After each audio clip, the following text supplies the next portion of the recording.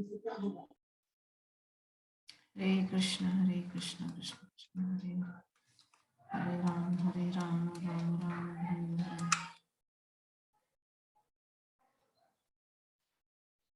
तो हम चर्चा कर रहे थे कि कृष्ण कृष्ण सब बालक जो है चिल्लाने लगे और कृष्ण नहीं चाह रहे थे कि मेरे मित्र इस प्रकार से जो आनंद हो रहा है, उन लोगों को सुख मिल रहा है मेरे सानिध्य का, इस प्रकार से जो सब साथ में बैठ करके खा रहे हैं, आनंदित हो रहे हैं।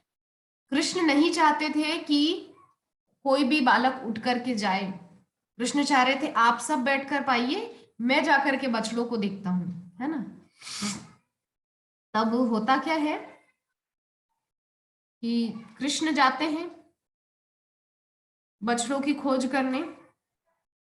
अतः कृष्ण बोलते हैं कि तुम्हें अपना कलेवा छोड़ने की आवश्यकता नहीं है, इसका आनंद उठाते रहो, मैं स्वयं जाकर देखता हूं कि बछड़े कहाँ हैं। इस प्रकार भगवान कृष्ण अपने बाएं हाथ में कलेवा का टुकड़ा लिए हुए तुरंत ही बछड़ों को गुफाओं तथा झाड़ियों में खोजने के लिए चल पड़े। उन्होंने पर्वत की दरारों तथा जंगलों में खोज की, किंतु वे बछड़े कहीं न मिल पाए।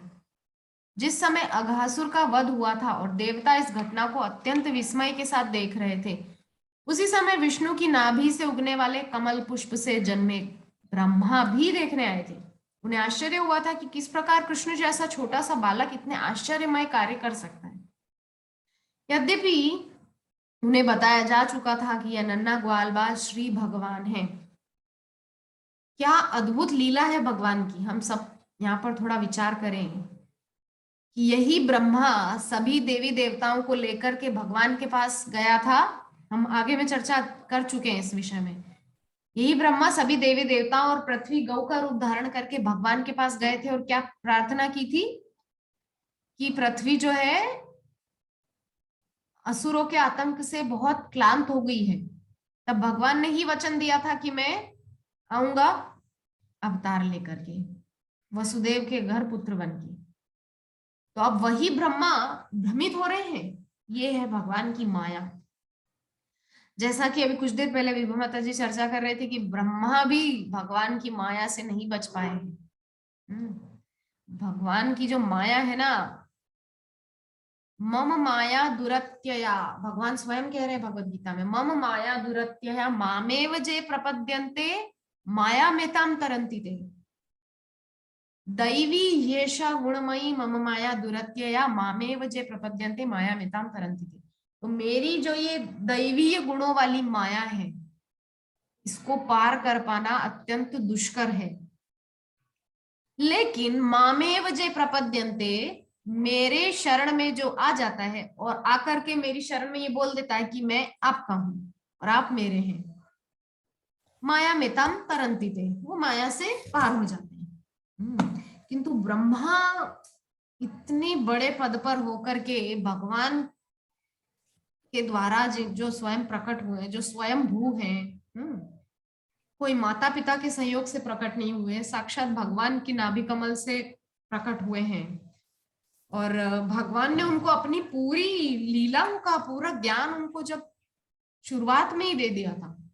भागवतम के प्रथम स्कंद में, द्वितीय स्कंद में इस पे पूर्ण विस्तार से चर्चा श्रील प्रभुपाद ने की है। किस प्रकार से ब्रह्मा जी भगवान जब भगवान से प्रकट हुए तृतीय स्कंद में, तो ब्रह्मा जी को भगवान ने पूर्ण ज्ञान दिया। द्वितीय और तृतीय स्कंद में पूर्ण रूप से इसी के बारे में चर्चा है। किंतु फिर भी वो ब्रह्मा भगवान पे शक कर रहे हैं कि ये छोटा सा बालक कैसे इतने बड़े राक्षस को मार सकते हैं। यहाँ पे एक छोटी सी बात जो है हम पहले चर्चा करना चाहेंगे कि भगवान जब गए बछड़ों को देखने, उससे पहले जो है जब भगवान कलेवा ले रहे थे, तो भगवान के एक मित्र है मधुमंगल, जो ब्राह्मण का बेटा है। यद्यपि बहुत गरीब ब्राह्मण है, उसकी माँ अकेली है, गरीब ब्राह्मणी है, बहुत किसी प्रकार से जो होता है गुजारा कर रही है घर का। हाँ, तो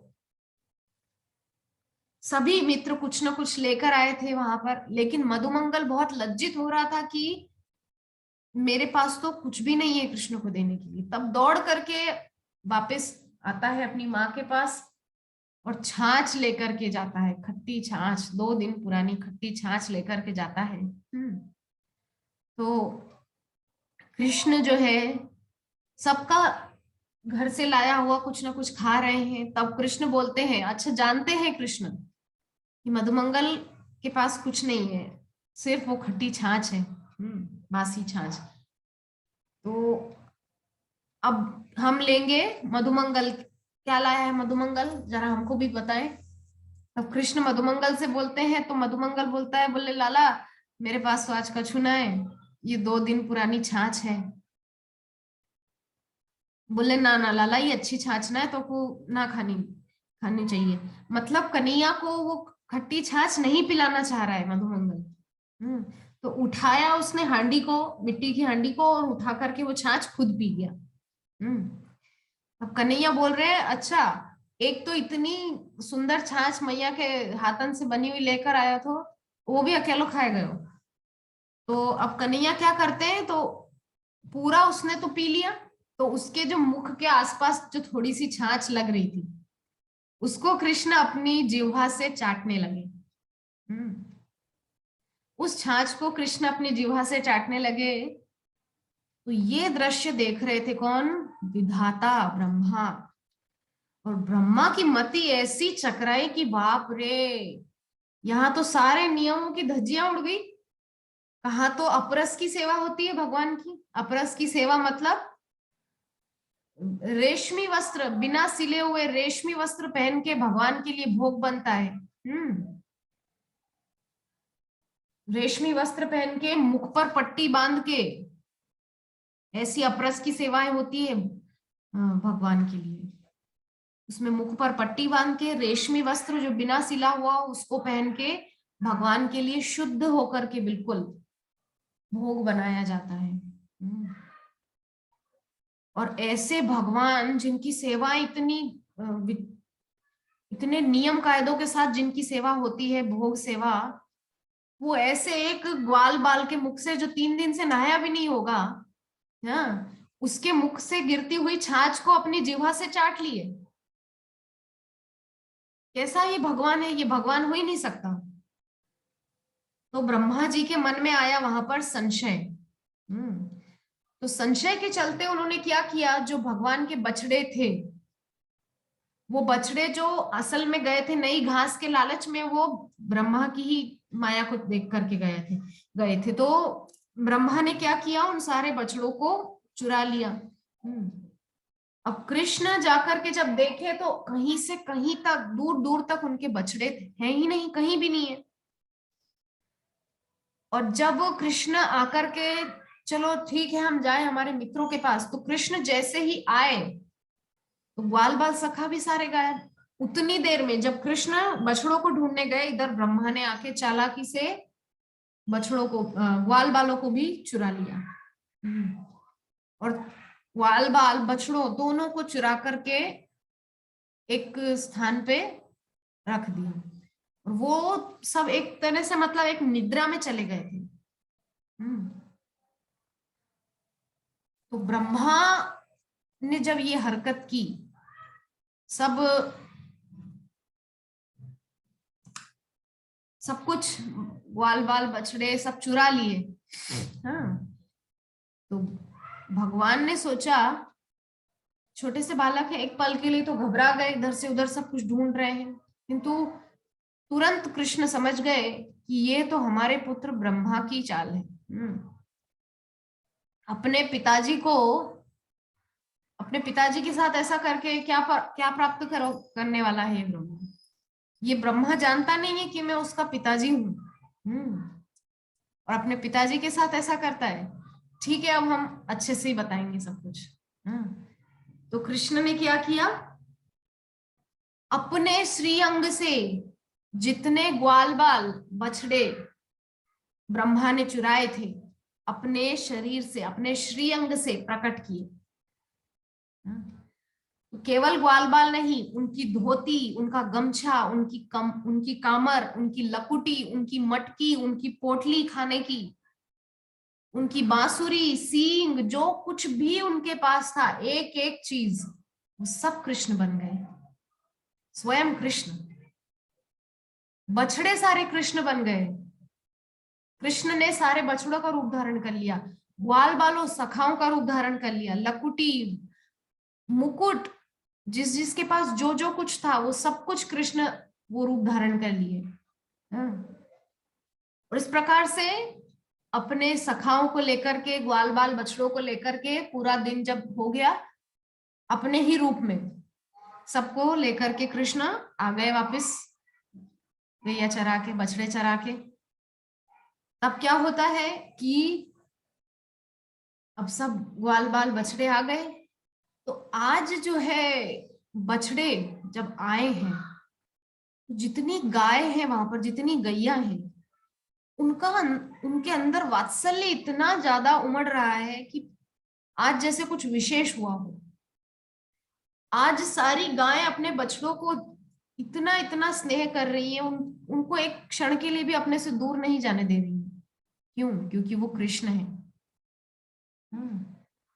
तो असल में ये लीला भगवान ने क्यों की? भगवान की लीलाएं मल्टीपर्पज होती हैं। ऐसा नहीं कि सिर्फ ब्रह्मा को ये सबक सिखाना है। यहाँ पे उसके पीछे एक और गुण तत्व है, वो ये कि जब कन्हैया, छोटे से लाला, जब अपनी मैया का दुग्धपान करते थे, तो बाकी की जो गोपियां हैं वो सोचती थी कि हमको भी काश ऐसा सौभाग्य मिलता कि ये छोटा सा कन्हैया, नंद लाला, हमारा भी दुग्धपान करता, हमको भी वैसा सुख मिलता। किंतु हम लोग तो ये सुख प्राप्त नहीं कर पाए, क्योंकि ये तो यशोदा का बेटा है, यशोदा का ही दूध पिएगा। तो कृष्ण तो है सर्वांतर्यामी, सबके हृदय की जानने वाले हैं। तो कृष्ण ने सोचा कि ठीक है, और ना सिर्फ गोपियां, गाय, जो जितनी गैया है वो भी सोचती थी कि काश कृष्ण केवल एक पद्मा गाय का दूध पीते हैं, हमारा दूध कब पिएंगे कन्हैया, हमारा भी दूध काश कृष्ण पीते तो हमको भी सुख मिलता। तो सबको सुख देने के लिए कृष्ण ने इतना अपना विस्तार किया, इतने रूपों में अपने आप को विस्तारित किया, इतने सारे ग्वाल बाल बछड़े सब कुछ बन गए कृष्ण। तो आज जो मैया है सारी अपने अपने बच्चों को इतना प्रेम कर रही, इतना दुलार उनको उनके ऊपर आ रहा है, अपने अपने बच्चों पर देख, मतलब उनका मन नहीं भर रहा कि हम अपने बच्चों को छोड़ के और कुछ काम करें।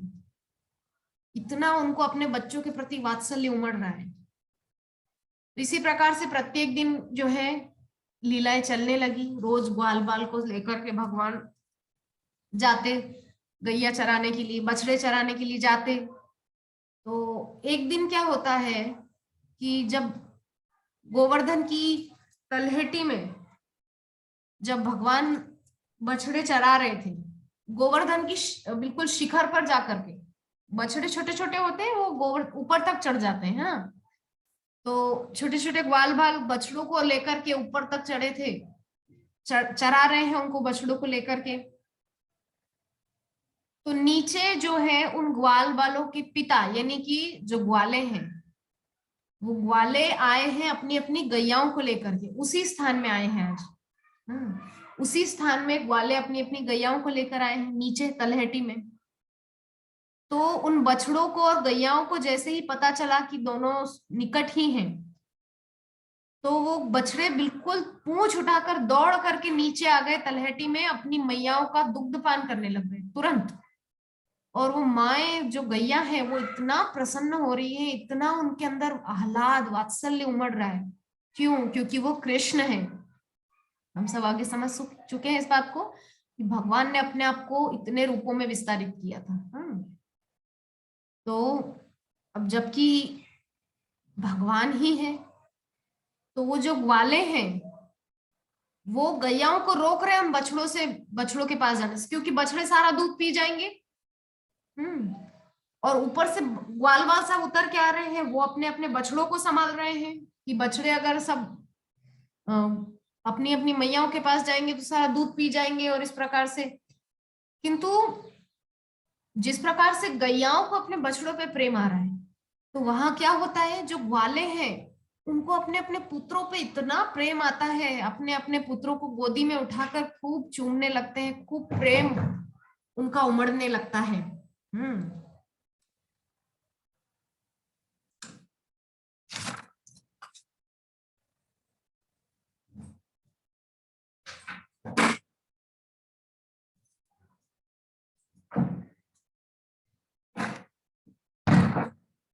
तो ग्वाल बाल जो है वो अपने पिता ग्वालों के पास आकर के, तो ग्वाले अपने अपने बच्चों को प्रेम करने लगते हैं। इस प्रकार से जब बलराम ने ये सब देखा तो बलराम ने सोचा कि ये सब क्या हो रहा है, आज गैया अपने अपने बछड़ों से इतना इतना वात्सल्य कर रही हैं, इतना जो है उनको स्नेह उनके। तो हम चर्चा कर रहे थे कि इस प्रकार से बलराम ने जब देखा कि ये सब क्या हो रहा है, ग्वाले सब अपने अपने बच्चों को, ग्वाल बालों को इतना प्रेम कर रहे हैं, गैया सब अपने अपने बछड़ों को इतना प्रेम कर रही हैं, तो बलराम जी को थोड़ा शक हुआ। वो सोचने लगे कि आखिर ये चल क्या रहा है। तो उन्होंने कन्हैया से पूछा कि लाला ये सब क्या हो रहा है। बोले भैया आपको सब पता तो चल गई है। बोले वो तो ब्रह्मा का मान भंग करने के लिए ये सब मुझे करना ही पड़ा। बोले अच्छा ठीक है। तो अब जो है 1 वर्ष हो चुका था, लेकिन ब्रह्मा जी के वहां एक क्षण हुआ था, एक क्षण ब्रह्मलोक में केवल एक क्षण हुआ था, 1 सेकंड। हाँ, ब्रह्मा जी ग्वाल बाल बछड़ों को चुरा के लेके गए और रख के पुनः लौट कर आए, रख कर पुनः लौट कर आए, और देखना चाहते थे कि अब देखो क्या हालत है वहां पे।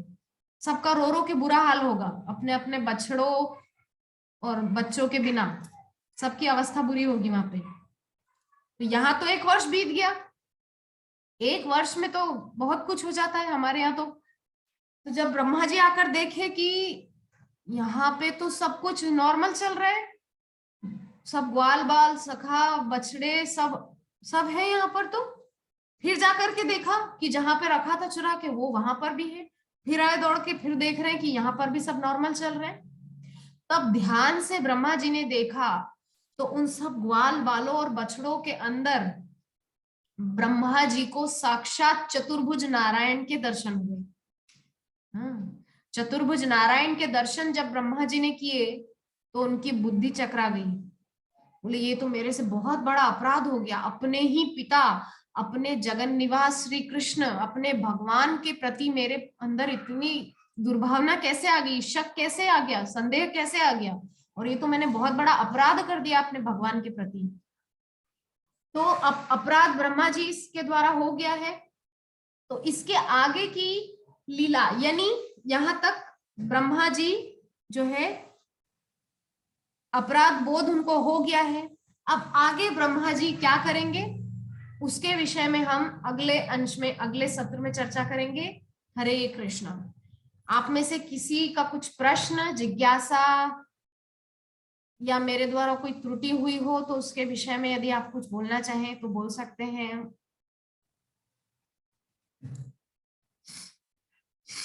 नंद किशोरी माता जी, हरे कृष्णा।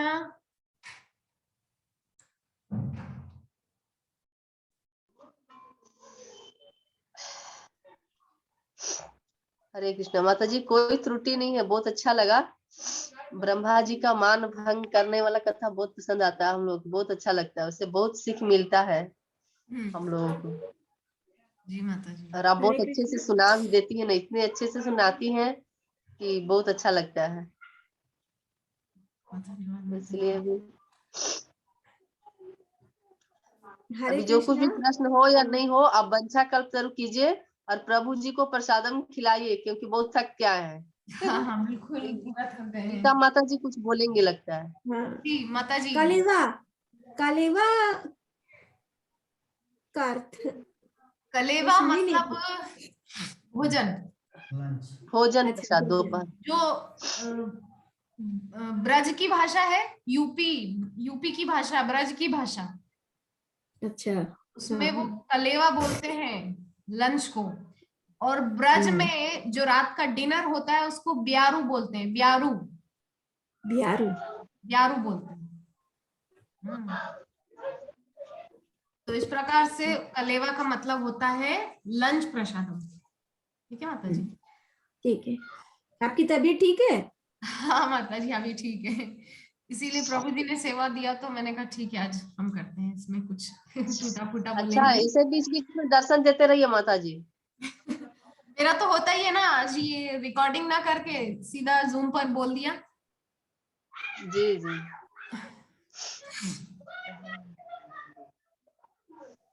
ठीक है, तो इसके अलावा अगर आपका कोई जिज्ञासा हो, प्राण मोहन प्रभु, नंदकिशोरी माता जी, राकेश कुमार प्रभु फ्रॉम रांची। मेरा एक जिज्ञासा है, मुझे भूख लग गया बहुत, पानी का जी जी, पी। वही है, मैं भी वही बोलने वाली थी कि हम लोग की जिज्ञासा यही है कि आप लोग दोनों प्रसाद लीजिए। ठीक है माता जी। प्रभु जी ठीक को है। भूख लगी है, पहले भोजन कराइए। ये भी नहीं खाए तो नॉट ओनली मी। ठीक है, तो अब अभी वांछा प्रसाद कल्पना करते हैं। जी माता जी। प्रसाद को गर्म भी करना पड़ेगा, ठंडा का दिन है, ठंडा भी हो गया होगा। कोई गरम नहीं करना, अब इतना भूख लगा है, कोई गरम नहीं करना, डायरेक्ट खाना। ठीक है माता जी, वंशा कब शुरू कीजिए। वांछा कल्पतरुभ्यश्च कृपा सिन्धुभ्य एव च पतितानां पावनेभ्यो वैष्णवेभ्यो नमो नमः। हरे कृष्ण कृष्णा हरे कृष्ण कृष्ण कृष्ण हरे हरे, हरे राम राम राम हरे हरे। ग्रंथराज श्रीमद् भागवतम महापुराण की जय हो। जगत गुरु श्रील प्रभुपाद की जय अनंत कोटि वैष्णव वृंद की जय जय समवेत गौर भक्त वृंद की जय। जय। साई गौर सीतानाथ प्रेमानंदे। हरि हरि। हरि हरी हरि हरी बोल, हरी हरी बोल, हरी हरि हरी हरि। बोल।